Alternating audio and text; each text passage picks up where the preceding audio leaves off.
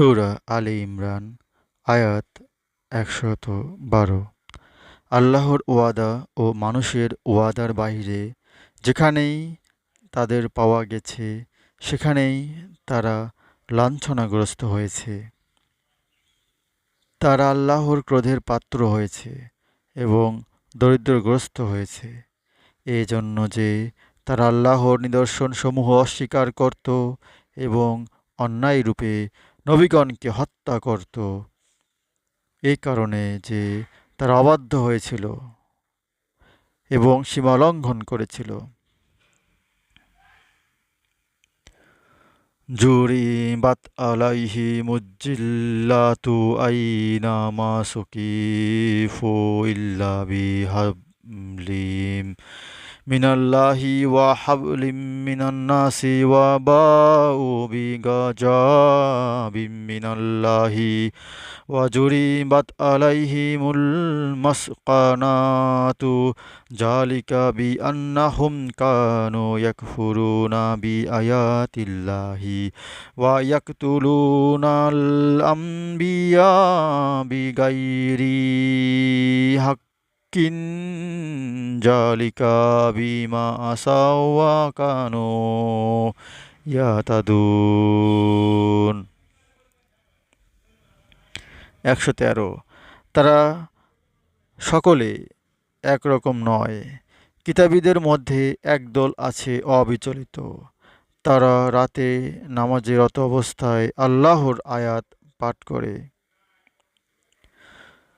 লাইসু সাওয়ান মিন আহলিল কিতাবি উম্মাতুন কাইমাতু ইয়াতলুনা আয়াতিল্লাহি আনা আল-লাইলি ওয়া হুম ইয়াসজুদুন। ১১৪। তারা আল্লাহ ও শেষ দিনে বিশ্বাস করে, সৎ কার্যের নির্দেশ দেয় আর অসৎ কার্য করা থেকে নিষেধ করে এবং তারা সৎ কার্যের প্রতিযোগিতা করে। তারা সজ্জনদের অন্তর্ভুক্ত।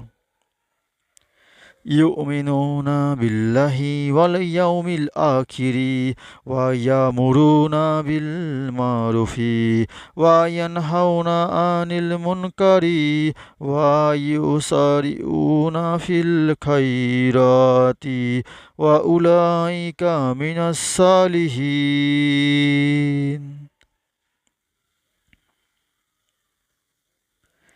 ১১৫। এবং যা কিছু তারা উত্তম কাজ করেছে তার প্রতিদান থেকে কখনো বঞ্চিত করা হবে না।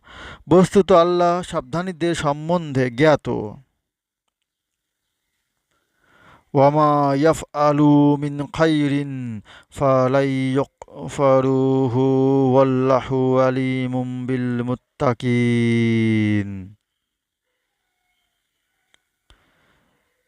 ১১৬। নিশ্চয়ই যারা অবিশ্বাস করে তাদের ধনৈশ্বর্য সন্তান সন্ততি আল্লাহর নিকট কখনো কোনো কাজে লাগবে না।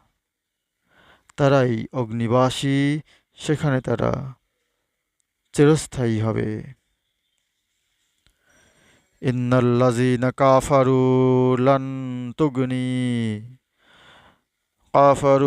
তুগনি আনহুম আমওয়ালুহুম ওয়ালা আওলাদুহুম মিনাল্লাহি শাইআন ওয়া উলাইকা আসহাবুন নারি হুম ফিহা খালিদুন। ১১৭। তারা যা কিছু পার্থিব জীবনে ব্যয় করে তার দৃষ্টান্ত হিম শীতল বায়ুর মতো। যা যে জাতি নিজেদের প্রতি অত্যাচার করেছে তাদের শস্যক্ষেত্রকে বিনষ্ট করে, আল্লাহ তাদের কোনো জুলুম করেননি, তারাই নিজেদের প্রতি জুলুম করে। মাসালু মা ইউনফিকুনা ফি হাজিহিল হায়াতিদ দুনিয়া কামাসালি রিহিন ফিহা সিররুন আসাবাত হারসা কাউমিন জালামু আনফুসাহুম ফাহলাকাতহু ওয়ামা জালামাহুমুল্লাহু ওয়ালাকিন আনফুসাহুম ইয়াজলিমুন। সানে নজুল ৪। হযরত আব্দুল্লাহ ইবনে সালাম রাদিয়াল্লাহু তাআলা আনহু, সালাবা ইবনে শুয়াব, আসাদ রাদিয়াল্লাহু তাআলা আনহু, ওয়াসিদ রাদিয়াল্লাহু তাআলা আনহু, নাজরানের ৪০ জন ইহুদি, হাবশার ৮২ জন ব্যক্তি, অপর ৮ জন লোক ইহুদি ধর্ম ত্যাগ করে ইসলাম গ্রহণ করেন। তখন ইহুদিরা বলতে শুরু করে, তারা আমাদের মধ্যে খারাপ ছিল। যদি তারা ভালো লোক হতো তাহলে বাপ-দাদার ধর্ম ছেড়ে অন্য ধর্ম গ্রহণ করত না। তখন তাদের তিরস্কারের উত্তরে এই আয়াত নাজিল হয়।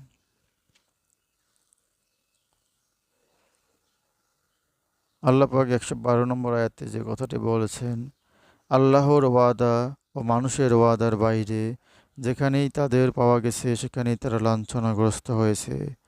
তারা আল্লাহর ক্রোধের পাত্র হয়েছে এবং দরিদ্রগ্রস্ত হয়েছে, এই জন্য যে তারা আল্লাহর নিদর্শন সমূহ অস্বীকার করত এবং অন্যায় রূপে নবীগণকে হত্যা করত। এ কারণে যে তারা বাধ্য হয়েছিল এবং সীমালঙ্ঘন করেছিল। ১১২ নম্বর আয়াতে সীমালঙ্ঘনকারীদের সম্বন্ধে বলা রয়েছে। সূরা আলে ইমরানের ১১৬ নম্বর আয়াতে আল্লাহ বলছেন, নিশ্চয়ই যারা অবিশ্বাস করে তাদের ধনৈশ্বর্য ও সন্তান সন্ততি আল্লাহর নিকট কখনো কোনো কাজে লাগবে না। তারাই অগ্নিবাসী, সেখানে তারা চিরস্থায়ী হবে। অর্থাৎ কারা অগ্নিবাসী? যারা অবিশ্বাস করে তারাই অগ্নিবাসী। হে আল্লাহ, আমাদের কোরআন বুঝার তৌফিক দান করো। আমিন।